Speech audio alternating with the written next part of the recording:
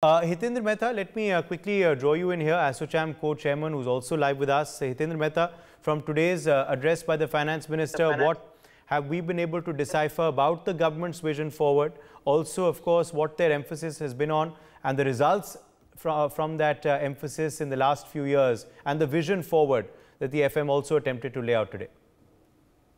Well, thank you for the question. At the outset, I must share with you that since I represent the special economic zones and industrial park sector, and I co-chair the council at ASSOCHAM as well. So insofar as the SEZ and industrial park sector is concerned, my take is that the government has given a kind of signal that this scheme will continue to be there, because SEZ is essentially part of the infrastructure. Why I'm saying so? Because they have extended the income tax exemption for IFSC units, International Financial Services Centers units, which are arising out of the SEZ Act only, which is the creation of SEZ Act. So I'm trying to focus on particularly on this statement of the Finance Minister that India is ought to become a financial sector gateway of the economy. When we measured, she particularly cited the example of Gift City.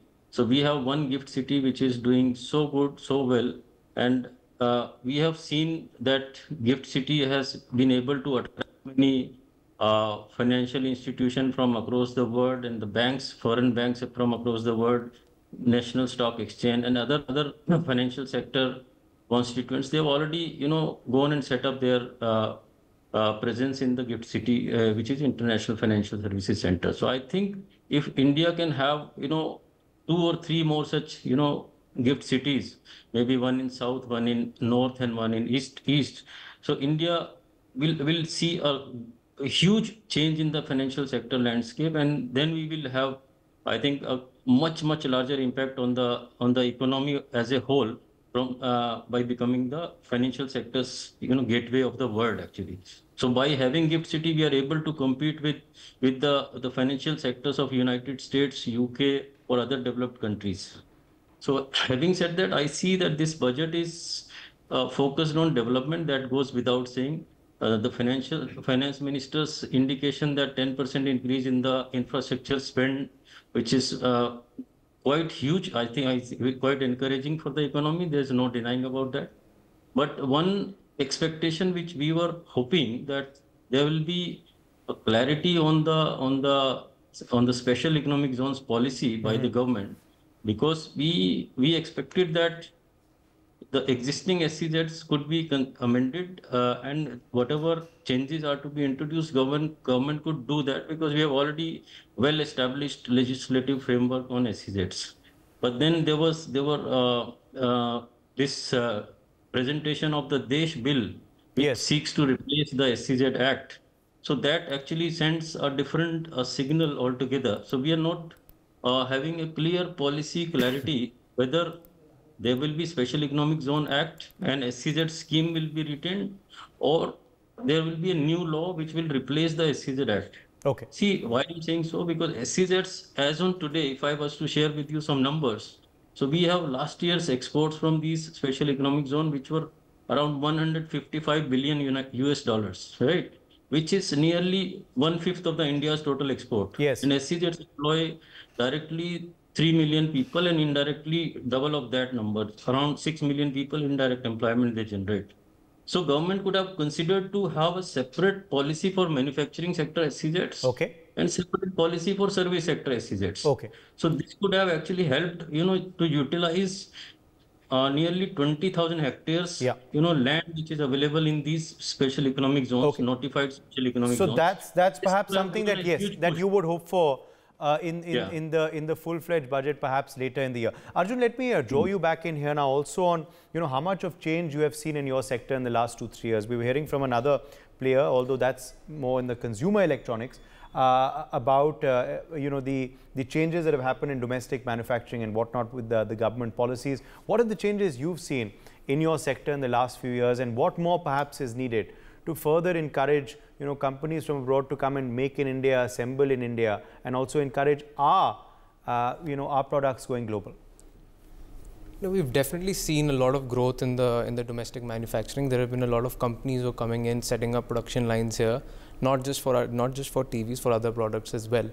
Our company has been expanding as well. We are increasing production capacity. Even this year, we've increased last year as well.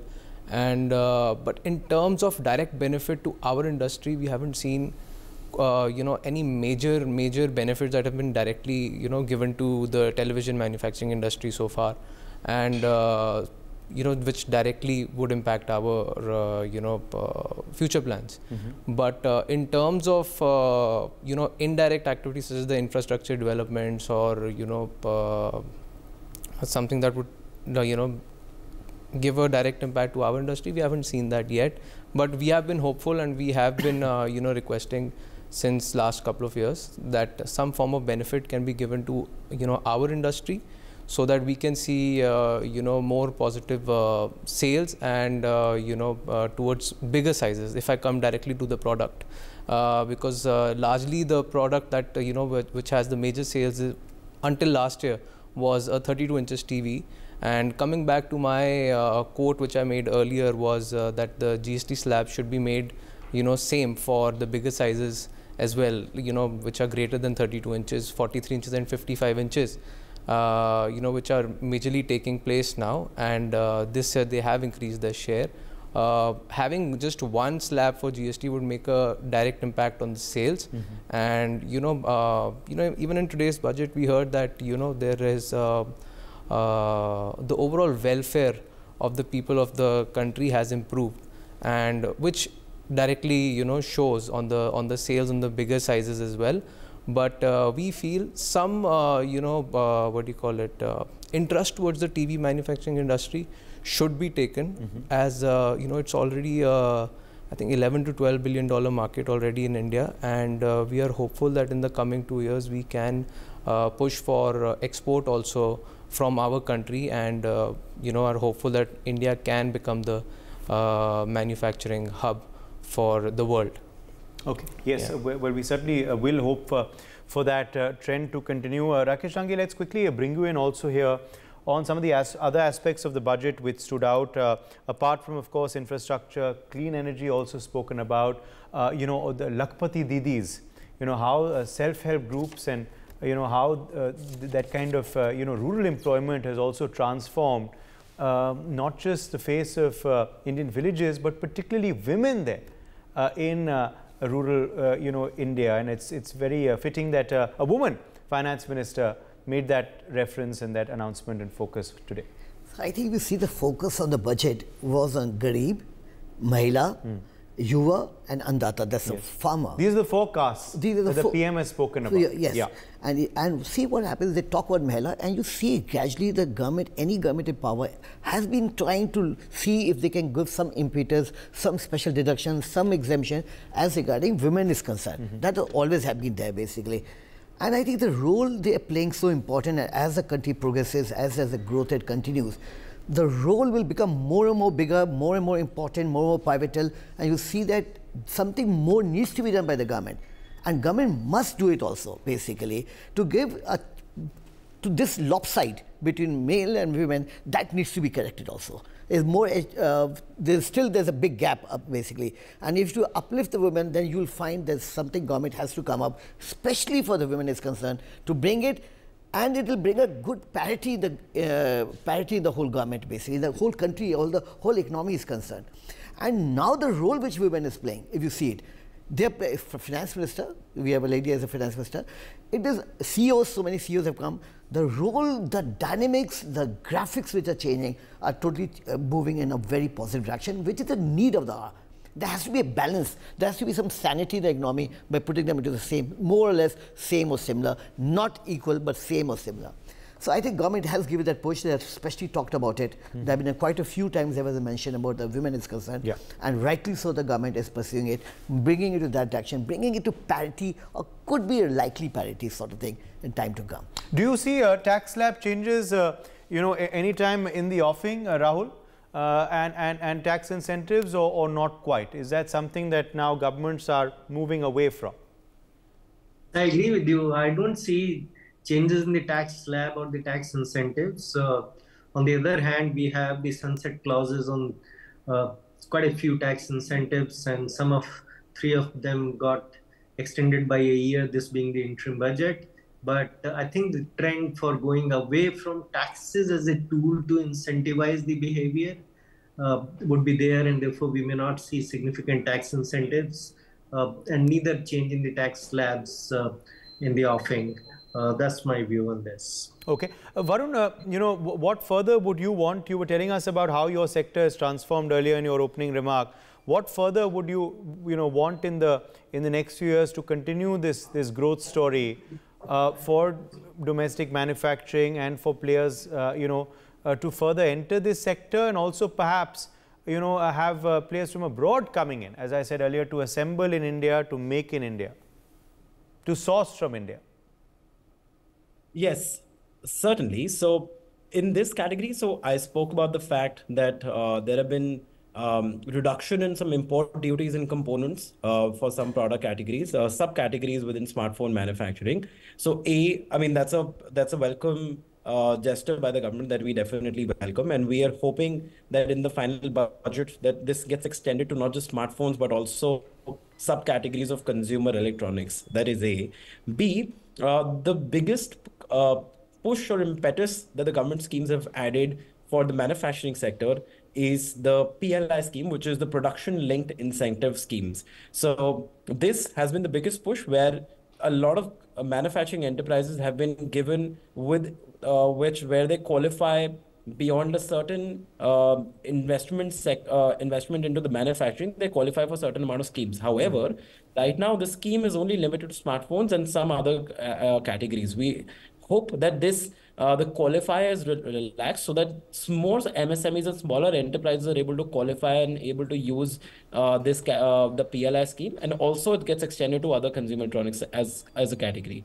So we are definitely very, very hopeful that this other consumer electronics as a category and other categories in electronics are not ignored, and they are definitely given encouragement by the government in terms of tax incentives and breaks. Okay. Arjun, he spoke about the PLI scheme there. Is that something that you believe has been quite a game changer for players, in the country, particularly in sectors like yours? No, for the, it hasn't directly impacted the television industry because we haven't received the PLI scheme yet. But yes, other industries. And you probably would hope that yes, definitely. We are hopeful that we could get it in future, because that is some form of benefit that can, help us enhance the capacity and further look at export perspective future for our industry. But apart from that, yes, other industries have benefited from the PLI schemes in terms of both exports, in terms of setting up new production lines to enhance the capacity, and of course in terms of price corrections as well, which would be passed on eventually to the customers depending on the brands. But definitely it's a good progress for the industries who have received it, like mobiles or laptops, and I think some other industries as well in the consumer electronics space. But we're hopeful that if TVs can also come in. Yes, if TVs also can. Okay, before I go back to Hitendra Mehta, I would like to also ask a generic question to both you and Varun on the youth as well, and the youth's expectations from the budget. You both are youths on the panel today, and India is predominantly a young country. What are the youth's expectations normally from budgets and Budget 2024? Varun, you want to take that, and then I'll get Arjun as well. Yeah, sure. So I'd like to put that into two parts. Most of India's youth is employed recently, so I'm sure they have their eyes on the fact that on the basic income tax slabs, or they're hoping for further relaxation of the income tax, at least in the opening slab, where the minimum salary gets extended, so that people in, let's say, in the 5 to 10 lakh salary bracket do also get exemptions, and they do not have to eventually pay taxes, and that also promotes employment, and then better, in very simple terms, better in-hand salary gets promoted to them. And secondly, from an entrepreneurship and startup standpoint, we've seen a lot of impetus and focus on entrepreneurship and startups. So they have their eyes on the Startup India program, a lot of other incentives and promotion, be it the Gift City, a lot of startup and entrepreneurship programs. So they have their eyes where the youth are not just what do you call, encouraged to work in enterprises, but they're also encouraged to start their own enterprises as well. Arjun. So I definitely agree with Varun on the income tax slabs. Of course, that is, I think every youth is eyeing on that and has an expectation every year that you know, there could be some form of a lower tax slab that can happen, and they can have a you know, they can take home more income. But other than that, definitely, you know, being in a mature industry, I look at it from a industry point of view that, you know, in terms of what benefits, what next benefits can the industry get so that the planning can happen for the next couple of years on, you know, growing further. So I think these are the 2 points that we are hopeful for.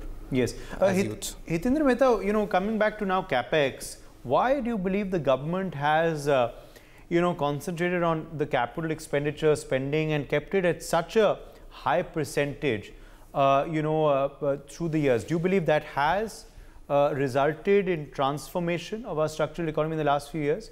And is that why they've maintained that high an amount?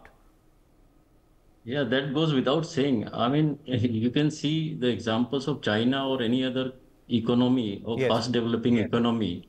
So unless you have supporting infrastructure, industrial or otherwise, so you cannot expect the investors to come in and you know, invest money into projects in your country. So this is the first and foremost requirement. I think on building infrastructure, government has done exceedingly well. There is no denying about that. Today, if you see the road infrastructure, rail connectivity, or maybe drive boats, so there have been huge, you know, development of infrastructure, support infrastructure, which is leading to this, you know, increase in growth of exports, basically. This is, I mean, something that we cannot live without. So we need to continue to spend on infrastructure, and we need to pump in more capex in building infrastructure. And that's how we see these corridors, be it Delhi-Mumbai Industrial Corridor, Chennai-Bengaluru Corridor, and now we are in fact, today we are, you know, hearing about the India, Middle East and Europe corridor. So these are all about, you know, building the support infrastructure or supporting connectivity around these corridors. The moment these corridors are developed, so we see lots of development in the nearby areas. So wherever you will see some industrial park or some special economic zone coming up, so you will see automatic development of the ancillary industries and support infrastructure companies there. So that is something, I mean, we have been witnessing time and again. And yesterday also there was a news when we talk of, you know, development of this Yamuna Expressway corridor. So the UP government, I mean, there's an announcement that they will be developing 4 special economic zones alongside this Yamuna Expressway corridor. So once we have these kind of projects, so then you can understand that there will be suppliers who will be supplying to these developers of SEZs. There will be suppliers who will be supplying to the units of SEZs, and there will be construction taking place. So there will be huge infrastructure coming into place, and then only we'll be expecting that investor will, you know, put in their money into those particular areas or in those projects basically. So that is something that we cannot live without. Okay, Rakesh Range, let me quickly get your reaction, of course, to the capex outlay and, you know, how that's been something that the government has concentrated on. Also, I like your take.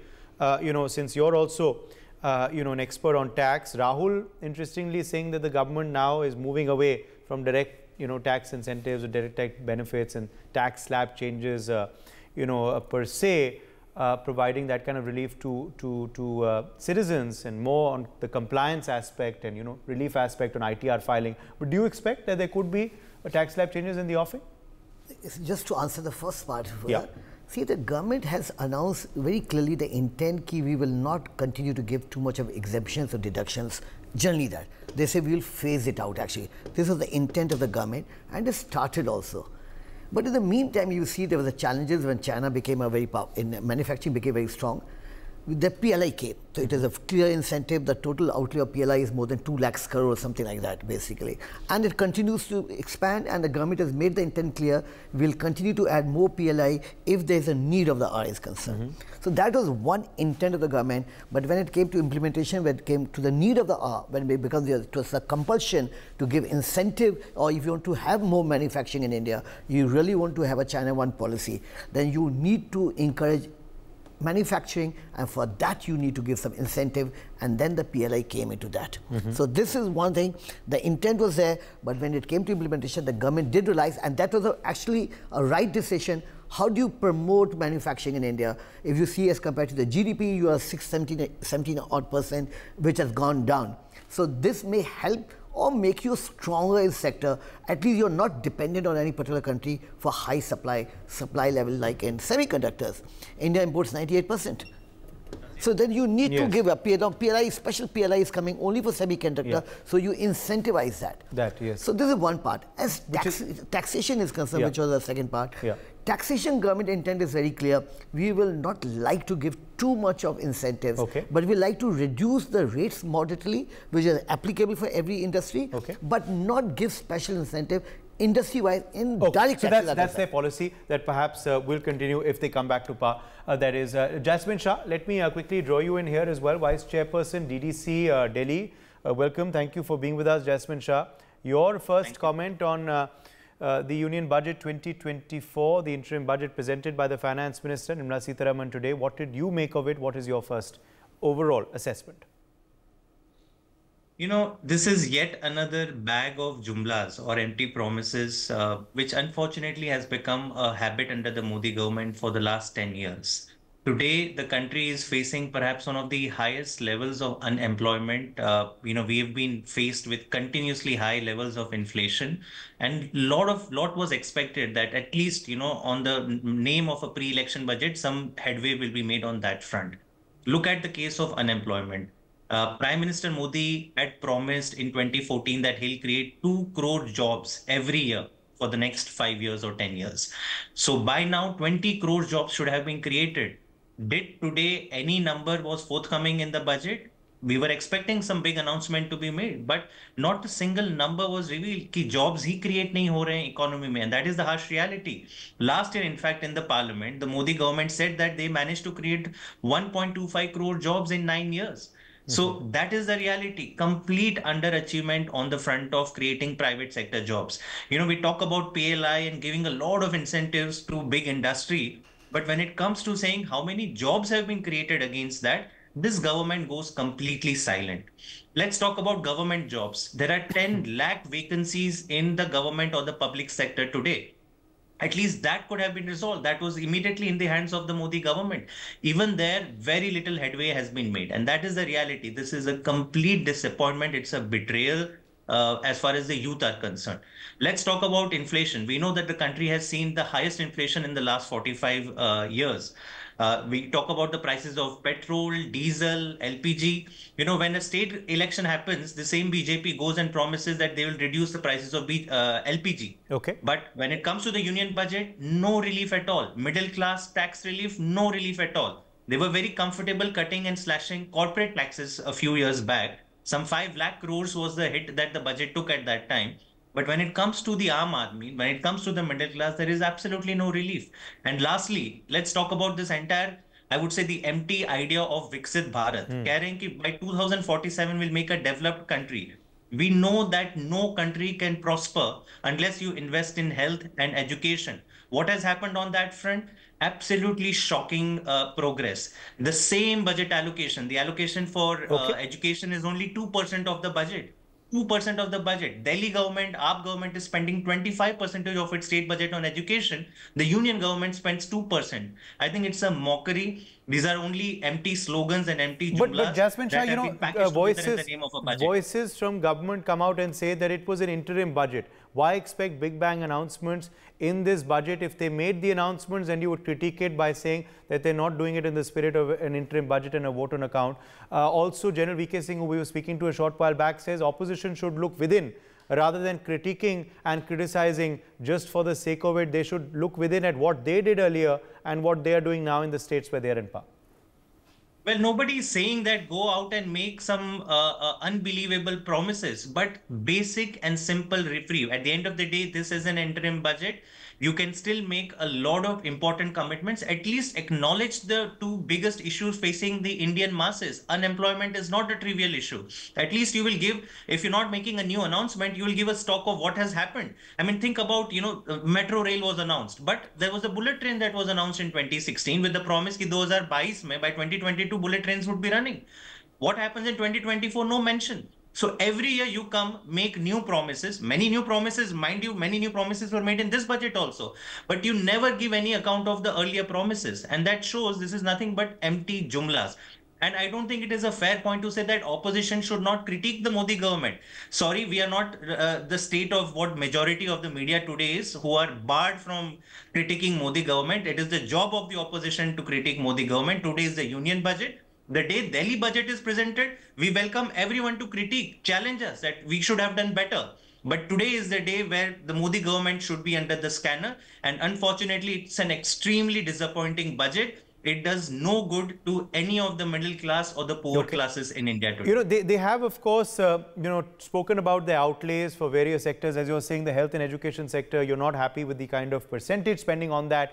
But they have, of course, spoken about the outlays for their various, landmark schemes affecting women on ground with the Lakpati Didis created, or speaking about affordable housing and others. Now, this is something that, Mr. Modi often speaks about as Modi ki guarantee. So how do you look at this Modi ki guarantee versus our promises as well? Because you also make several promises. I mean, the party, of course, that you support also makes several, promises in elections, and that did help you, of course, in Punjab, and perhaps we'll see it also in Lok Sabha. So, ye Modi ki guarantee versus Aam Aadmi Party promises. How do you look at the, this fight in the Lok Sabha ahead, and also the spending amount that often has to be allocated for it at the cost of other sectors? Let me first say that this entire idea of guarantee started with Arvind Kejriwal. We fought the 2020 Delhi elections with 10 guarantees of Arvind Kejriwal. And today, if you ask on any of these guarantees, we had said free electricity for all. I can tell you very real numbers that 70% of households in Delhi, the middle and the lower middle class and the poor, they receive free electricity bills. Ab Modi sarkar pe aa jate hain. I'm glad they have taken the word guarantee from Arvind Kejriwal, but I wish it was something more than a mere slogan. And I'll explain how. ये जो पूरा लखपति दीदी concept has been said. A simple question: how many didis have become Lakpati today? And what is this Lakpati Didi scheme? It is nothing but self-help groups that have existed in India for the last 10, 15, 20 years. By giving a new brand, by giving a new slogan, and you feel that you have done some massive development just because you come up with a nice catchy slogan, sorry, you cannot fool those didis who are today living in pain and misery of inflation and unemployment. Please release a white paper as to how many didis have become Lakpati, in what sectors have they, what is the income they are making. Do you know, for the last 5 years in India, there has been no income survey. We have no idea how many people have gone actually below the poverty line, because the government knows that it doesn't want to go and measure the income that people are earning. That is the reality, that today this is a government that only relishes giving new slogans every year and saying that ye Modi ki guarantee hai. The reality on the ground is very, very different. Okay, anything that you would want to appreciate in what you've heard today from the budget, Jasmine? And also, one thing that you believe was something that was missing and you expected to be included? No, I would say besides what I've already said, there was a lot expected in the agriculture sector. We know that 45% of our jobs in our economy are coming in the agriculture sector. We know that there was massive mobilization and the protest that by farmers, and 700 farmers had to give their lives for that. Despite that, what is the promise made to the agriculture sector? Nothing. There was a promise made back in 2014-15 that by 2022, they will double farmers' income. Was there any mention of it today? No, Mr. Modi has forgotten. He feels 2022 to chala gaya, सीधा 2047 की बात करते हैं, because then no questions will be asked of me between 2024 and 2047. It is shocking. The biggest promise of MSP, the farmers' protest ended by the government saying, yes, we'll bring a law for MSP. What has happened about that? No conversation about farmers' welfare. She mentioned on it saying that MSP has been, steadily increased gradually. No, that is true. The limited point is that MSP on existing crops is because there is inflation in every sector, but the promise was to offer MSP on many other crops. And that was the demand of the farmers. You're not making any commitment on MSP. There is no Swaminathan formula also that has been accepted. And, forget about farmers' income. You're not even talking about what is your vision for the farmers. And that is where this budget is complete disappointment for every single sector, unfortunately. I'm sure the rich capitalists would be very happy because they keep getting this PLIs without any promise ki kitne jobs create honge. But I think as far as the youth are concerned, as far as the farmers are concerned and the poor are concerned, they would be very unhappy today. Okay, finally, anything praiseworthy in the budget, as I asked you earlier, or not quite? No, I wish the idea of a Viksit Bharat was very good, but I wish some spending on education or health would have happened. This government refuses, very obstinately refuses to spend any money on education and health. But yes, if there is 1,000 crore private jet to be bought for the Prime Minister, we will go ahead and spend it. And I think therein lies the very clear priorities of this government, that it's all about branding, it's all about giving these guarantees. But when it comes to delivery and doing something on the ground, there seems to be absolutely no resolve. All right, Jasmine Sha, thank you very much for joining us with your perspective on the budget. Vice Chairperson DDC Jasmine Sha there speaking with NewsX. For more such videos, subscribe to the NewsX YouTube channel, hit the bell icon.